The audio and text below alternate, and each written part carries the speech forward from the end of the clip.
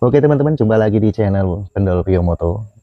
Seperti biasa untuk hari ini saya ingin memutarkan sebuah video karena video ini sangat menarik sekali dan sangat seru sekali, dan isi videonya ini masih tentang presiden. Nah, di sini wakil presiden menggantikan sebagai presiden karena presiden kita Bapak Prabowo Subianto lagi ada tugas kerja di luar negeri. Nah, selama 16 hari ini Bapak Wakil Presiden kita yaitu Pak Gibran bertanggung jawab untuk menggantikan presiden kita yaitu Bapak Prabowo Subianto. Nah, untuk video ini saya dapat dari teman kreator kita yaitu Bang Opung Parbelak. Nah, videonya ini sangat menarik sekali. Dan apabila teman-teman tidak suka dengan video ini, teman-teman boleh lewatin, dan bagi yang suka silahkan dilihat dan ditonton videonya sampai habis. Nah, oke, di sini Bang Opung Parbelak akan membahas tentang video ini. Oke teman-teman, tak siapin videonya dulu. Oke teman-teman, video udah siap, mari kita lihat dan kita tonton. Dan untuk menyikapi video ini seperti biasa, pakailah akal yang sehat dan ambil positifnya. Oke, kita langsung aja. Gibran, si manusia celaka, dan adiknya Kaisang dalam akun Fufufafa dibedah oleh netizen, maka keluarga Mulyono sudah tidak punya nilai lagi di mata bangsa Indonesia. Betapa anak-anak Mulyono ternyata sampah masyarakat. Presiden yang ketujuh lalu nggak ada bagusnya di mata mereka. Mata nih gue Pak. Picek. Cok. Ton. Pandu Hizbul Waton. Pak Pandu.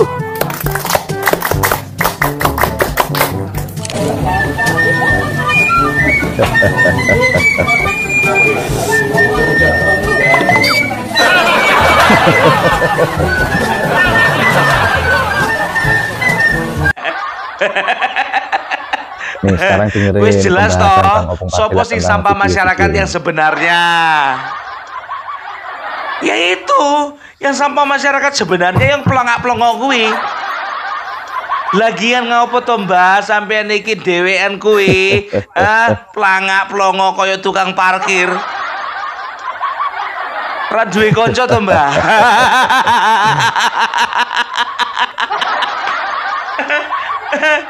Makanya kalau misalnya mulut tuh dijaga, lambemu kuwi dijogo to Mbah?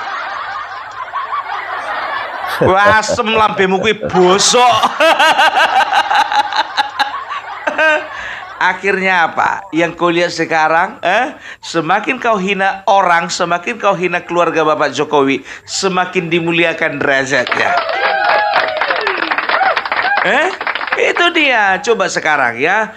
Kalau kalian perhatikan Rocky Gerung official, ya, setelah itu Mahfud MD official, setelah itu Refli Harun official, semua mempersalahkan masalah pidatonya Pak Gibran.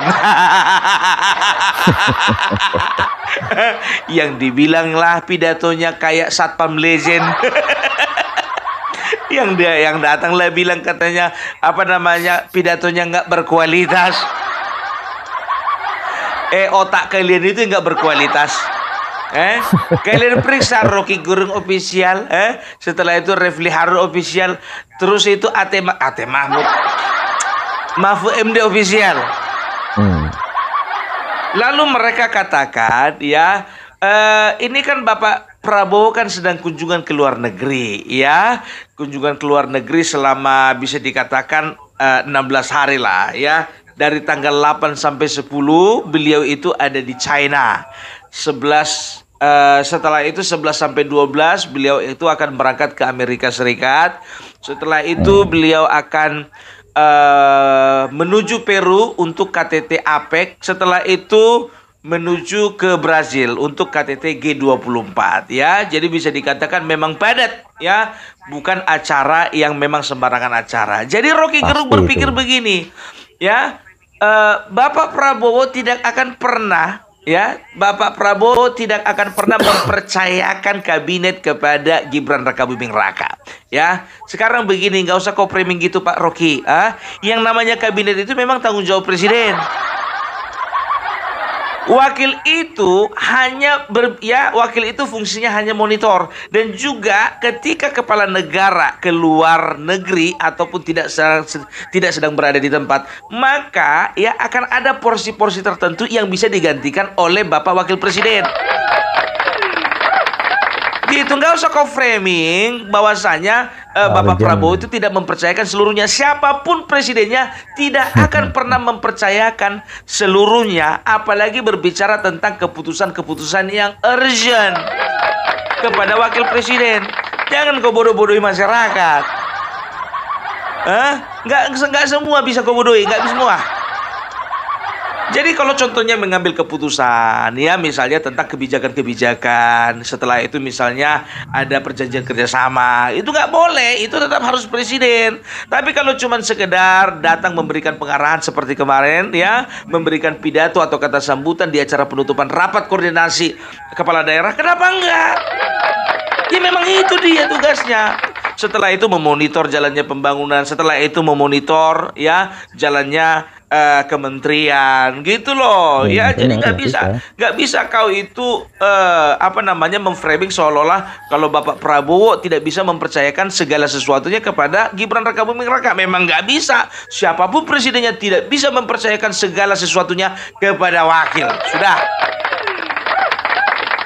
Ya, jadi orang ini jujur aja aku bilang ya, serius dari kemarin itu aku selalu katakan, yang mereka serang pasti Pak Gibran. Mereka nggak akan pernah berani serang Prabowo karena apa? Jenderal, Wak. Setelah itu apa? Uangnya banyak. Ya. Itu dia, orang ini semua takut sama Bapak Prabowo. Tapi orang ini di satu sisi selalu berusaha untuk tidak menganggap Bapak Gibran menjadi wakil presiden. Tapi nggak apa-apa, nggak masalah. Itu kan anggapan kalian, bukan anggapan kami. Bagi kami, Bapak Wakil Presiden adalah Bapak Wakil Presiden yang memang betul-betul menjadi pilihan rakyat. Dan kami percaya, ya, Rocky Gerung, ku bilang sama kau, kami percaya Gibran lebih mampu bekerja daripada kau.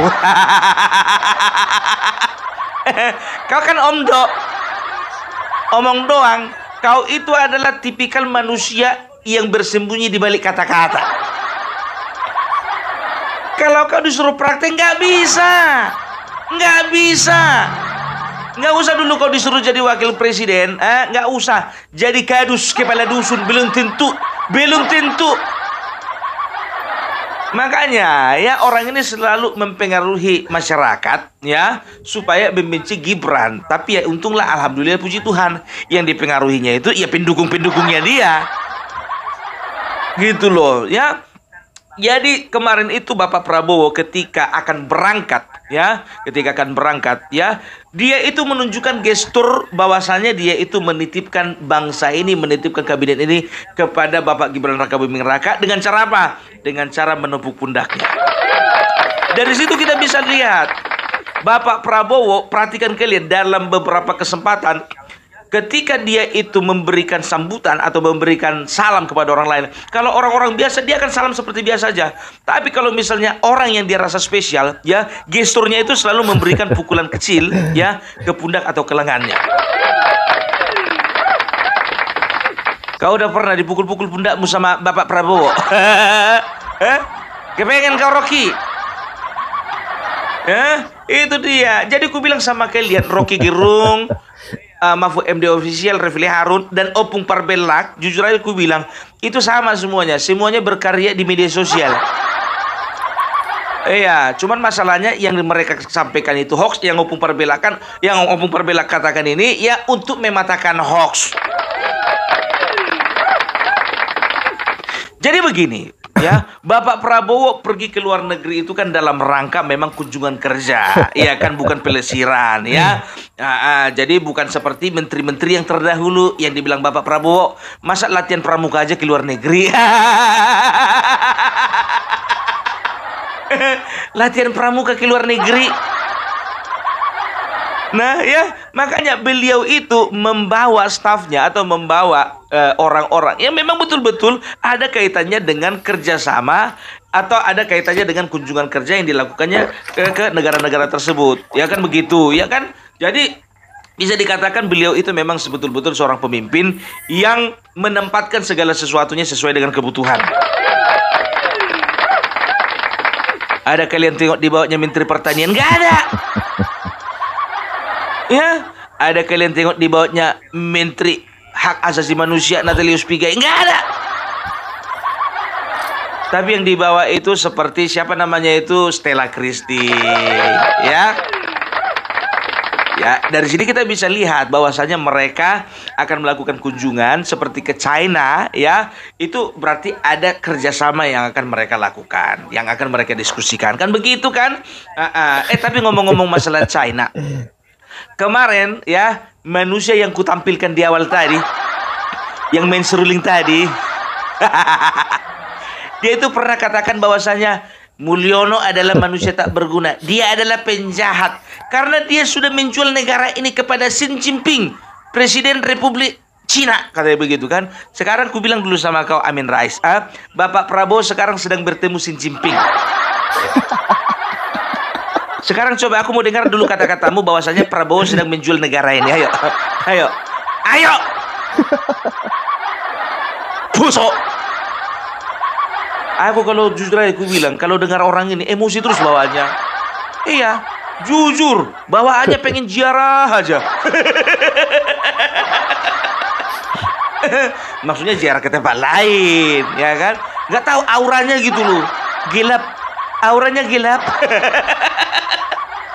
Dikit pun nggak ada vibe positifnya, itu nggak ada gitu loh. Kalau Rocky Gerung contohnya gitu-gitu, ya kan, masih ada kata-kata indah yang bisa dipergunakan atau dipelajari. Tapi ini manusia yang satu ini nggak pernah ada kata-katanya yang lebih bagus. Aduh. Jadi itu dia ya. Jadi makanya aku bilang ya, Bapak Prabowo adalah sosok keberlanjutan dari Bapak Joko Widodo. Coba perhatikan kalian ya. Gaya-gayanya Bapak Joko Widodo, pola pergaulannya di di dunia global itu, ya, yang dilakukan oleh Bapak Jokowi selama ini, itu juga yang dilakukan oleh Bapak Prabowo. Jadi memang betul bahwasanya ya pemerintahan Bapak Prabowo ini betul-betul adalah keberlanjutan dari pemerintahnya Bapak Joko Widodo, ya. Contoh pertama itu masalah hilirisasi, ya. Perhatikan ya, Bapak Joko Widodo itu bukan orang ya yang mengharapkan keuntungan dari pemerintahnya untuk keuntungan pribadi, tidak. Karena apa? Yang dia harapkan adalah keuntungan bagi masyarakat Indonesia. Dan itu juga lah yang akan dilakukan oleh Bapak Prabowo. Coba baru-baru ini Apple ya, perusahaan HP, bisa dikatakan perusahaan smartphone yang betul-betul pasarnya itu sangat luas di Indonesia. Coba bayangkan kalian, mereka ingin mengambil pasar dari Indonesia, tapi mereka tidak mau investasi di Indonesia. Maka apa yang dilakukan oleh negara? Negara melakukan denda. Itu dia. Jadi jangan heran kalian nanti ya, kalau misalnya tidak ada lagi HP merek Apple, yang ada semangka, nenas, durian. Jangan harapkan lagi kalian. Untuk apa kita bergantung kepada Apple, kan begitu? Karena toh juga ya, untuk apa coba? Ya mereka mengambil pasar di Indonesia, uang dari Indonesia mereka bawa ke sana, tapi mereka nggak mau investasikan untuk membangun pabriknya di sini. Untuk apa? Gitu loh. Jadi sekarang ini negara memang serius ya. Negara serius memikirkan bagaimana caranya supaya kebocoran-kebocoran itu tidak terjadi lagi. Iya ya, lewat efisiensi yang dilakukan di dalam kabinet, sehingga menteri-menteri nggak sembarangan lagi ke luar negeri, ya kan? Alasannya kunjungan kerja, alasannya studi banding. Nggak taunya bawa anak jalan-jalan. Ya, jadi itu dia. Jadi apa yang dilakukan Bapak Prabowo itu semata-mata ya supaya tidak ada lagi kebocoran-kebocoran, ya, tidak ada lagi korupsi. Makanya aku bilang, sekarang jangan kalian kira gara-gara Bapak Prabowo kemarin itu bergaya-gaya gemoy, ya, maka segala sesuatunya itu akan menjadi sepele, akan menjadi remeh. Enggak, justru sekarang Bapak Prabowo sedang menunjukkan jati diri aslinya. Kalau kemarin itu kan branding aja, itu iklan itu biar tahu kalian. Ya tapi bukan dibuat-buat. Ketulusannya itu memang bisa dikatakan, ya bisa dirasakan semua orang lah. Kita bisa lihat waktu Pilpres kemarin banyak anak-anak yang kepengen foto-foto dan juga digendong sama Bapak Prabowo. Itu sisi hatinya, salah satu sisi dari hatinya. Dan juga hatinya itu juga biar tahu kalian, coba kalian perhatikan dulu. Kalau misalnya udah gabung dia sama teman-temannya atau anggotanya, apa yang dilakukannya? Nyanyi, karaoke, joget. Itu artinya apa? Ada waktunya serius, ada waktunya santai. Nggak perlu jaim, kan begitu. Tapi ketika berbicara tentang pemberantasan korupsi, ingat, hati-hati, tidak akan ada yang bisa lepas. Mulai dari atas sampai bawah. Coba perhatikan kalian yang di Sukabumi. Kepala desa kena tangkap. Perkara korupsi 200 juta pun juga sekarang. Awas, ya kan? Dan biar tahu kalian, ini akan berlangsung. Ini ku bilang sama kalian, gubernur hati-hati, bupati hati-hati, wali kota juga hati-hati. Apalagi sekarang kepala desa hati-hati. Nggak seberapa uang yang kalian makan, tapi mati kalian di dalam penjara, apa nggak malu kalian?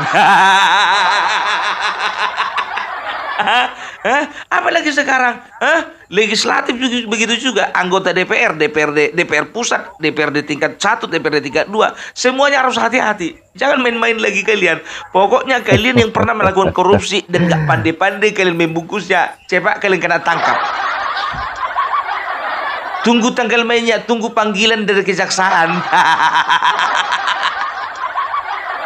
Coba bayangkan kalian, seperti Tom Lembong itu, sekarang itu, ya, ketika Tom Lembong ini bedanya pola, ini bedanya pemerintahan Bapak Joko Widodo dengan pemerintahan Bapak Prabowo, ya.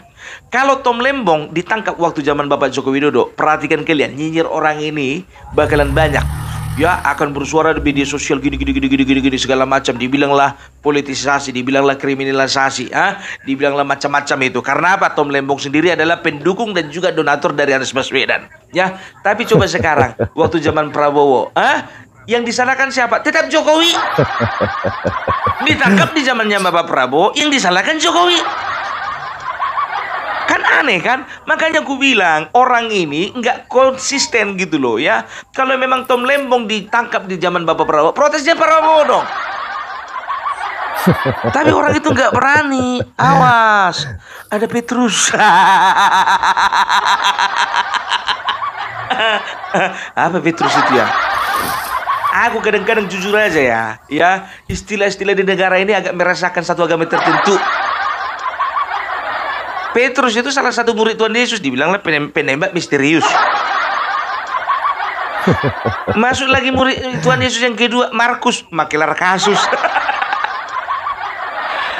Minta tolonglah dulu sama kalian, ya. Bagi yang umat Nasrani itu, walaupun mereka itu memiliki kasih yang luar biasa, tolonglah dulu ya, ungkapan-ungkapan itu, akronim-akronim seperti itu agak dihindarilah dulu. Jangan mentang-mentang ya orang-orang Kristen itu memiliki kasih, ya. Jadi beranggapan bahwasanya nggak apa-apa masalah namanya, nggak ada masalah itu. Yang penting kita semuanya saling mengasihi. Betul ya kan. Tapi cobalah dulu dicari akronim yang lain, ya kan. Kok jadi ke situ kita? Enggak, itu cuman cuman selingan aja, ya kan? Betul kan? Coba ya, Petrus katanya penembak misterius, Markus makelar kasus. Yang lain lah dulu ya. Aduh ya. Jadi Rocky Gerung beranggapan bahwasanya Bapak Prabowo tidak mempercayakan apapun kepada Bapak Gibran, itu salah besar. Ya, ku klarifikasi, salah besar. Coba bayangkan saja ya, kalau misalnya Bapak Prabowo tidak mempercayakan Bapak Gibran, ya, tidak akan mungkin Gibran Rakabuming Raka, wakil presiden kita, memberikan kata sambutan di depan kepala daerah. Ya, kalau misalnya Bapak Prabowo menginstruksikan kepada Menteri Dalam Negeri Bapak Tito Karnavian, ya, untuk memberikan kata sambutan, maka di situ kita layak untuk curiga. Tapi ini kan enggak gitu loh ya. Beliau mempercayakan kepada Bapak Gibran. Kita lihat saja lagi apa-apa saja yang akan dikerjakan Bapak Gibran di dalam negeri selama Bapak Prabowo kunjungan kerja di luar negeri. Ya, apalagi jujur aja aku bilang sama kalian ya. Ada beberapa kaum yang paling benci sama Gibran. Yang pertama itu kaum intoleran. Kita udah tahu sendiri ya. Refli Harun, Dr. Tipa, Din Samsudin, dan itu setelah itu siapa namanya itu Faisal Asgaf dan segala semua dan manusia-manusia yang sejenisnya. Itu mereka itu biar tahu kalian ya, mereka itu bersembunyi di balik tata negara, di balik kata-kata ahli tata negara, padahal sebetulnya mereka itu mewakili kaum intoleran. Iya, biar tahu kalian, jujur aja aku bilang kita nggak usah banyak cerita lah ya. Itu yang benci, kelompok pertama itu yang benci sama Gibran. Ya karena apa? Karena mereka tahu ya Gibran itu adalah manusia yang paling anti toleran, ya, yang paling anti intoleransi bukan anti toleran. Ya, kita bisa lihat bagaimana beliau itu seketika menjadi wali kota Solo, ya, menjadi wali kota Solo, ada beberapa event-event keagamaan yang diadakan oleh agama-agama tertentu, ya, dan juga suku tertentu yang dijaga keamanannya oleh Bapak Gibran. Makanya waktu zamannya dia, tingkat toleransi untuk kota Surakarta luar biasa. Ya, dan itu yang mereka takutkan. Kaum-kaum intoleransi ini, ya, ini sangat takut kalau sempat Gibran punya power penuh, ya, untuk menggebuk mereka, ini akan menjadi ancaman serius buat mereka, ya. Setelah itu, ya, kelompok kedua yang tidak suka dengan Gibran itu adalah kelompok pro demokrasi anti Jokowi. Siapa itu? Otomatis sudah pasti PDIP, ya kan? Karena apa? Karena mereka tahu bahwasanya kalau Gibran sekarang jadi wakil presiden, kedepannya tidak menutup kemungkinan Gibran akan menjadi presiden. Itu yang mereka takutkan, ya. Jadi dari kelompok seberang, tapi sebetulnya ini pun juga disadari oleh beberapa tokoh-tokoh, ya, apalagi ketua umum yang punya power, ya. Mereka pun juga sudah berpikir ke depan seperti itu, ya. Ini kedepannya ini Gibran ini bakalan masuk menjadi bursa masuk bursa pemilihan calon presiden, ya. Dari sekarang pun juga sudah kelihatan. Karena apa? Bagi Gibran 5 tahun ini adalah waktu untuk latihan. Hati-hati kalian, ku bilang. Makanya ku bilang, ya kan. Makanya kelompok pro demokrasi anti Jokowi ini, ya, kalau kusebutkan seperti itu, yaitu mengarah ke sana lah gitu, ya. Mereka sedang jaga-jaga ini. Karena apa? Mereka sedang mempersiapkan diri juga untuk bertarung melawan Gibran tahun 2029. Masih lamanya itu, memang masih lama. Ya kan? Tapi kita nggak tahu apa yang terjadi ke depan, kan begitu. Makanya, ya, sekarang ini Bapak Gibran ini sekarang sedang mempelajari, ya, bagaimana cara mengkombinasikan pola kepemimpinan bapaknya dengan pola kepemimpinan Bapak Prabowo. Makanya aku optimis, ya, 2029 Bapak Gibran Rakabuming Raka, ya, itu akan bisa menjadi presiden, ya, kalau memang Bapak Prabowo tidak menjadi presiden. Kalau Bapak Prabowo nanti menjadi presiden, aku akan pilih Bapak Prabowo. Tapi kalau misalnya Gibran maju, Bapak Prabowo tidak maju, ya, ini akan menjadi sesuatu yang luar biasa. Apa itu? Ya, dia akan mengkombinasikan, ya, apa yang dilakukan ayahnya dan juga apa yang dilakukan oleh Bapak Prabowo. Ini kombinasi. Itu, makanya aku bilang selama 5 tahun ini waktu dia untuk latihan. Dan inilah yang ditakuti oleh kubu sebelah kiri, sebelah kanan. Itu dia, ya. Jadi kalau aku bilang sama kalian, yang tidak akan masuk lagi ke dalam bursa pemilihan itu Ganjar, Mahfud MD. Jadi aku bilang sama kalian, ya, jangan pernah harapkan ada 2 nama itu lagi di bursa tahun 2029. Gak ada itu. Amin Rais nggak tahu lah tuh. Entah masih ada atau enggak dia nanti. Ya, jadi itulah dulu, ya. Jadi kalau bisa dikatakan, kita doakan supaya Bapak Prabowo keluar negeri boleh dalam keadaan selamat, dan juga beliau bisa menghadiri setiap acara-acara kunjungan kerja di luar negeri, supaya apa? Supaya aja ada juga dampak positifnya terhadap bangsa ini. Ya. Jadi nggak usah kita ikuti apa namanya channel-channel yang apa itu yang merusak itu ya. Jadi ya kalau tengok tonton aja ya, tapi harus punya apa namanya, harus punya saring ya gitu, punya saringan. Jadi jangan semua informasi yang nggak benar itu kalian terima ya.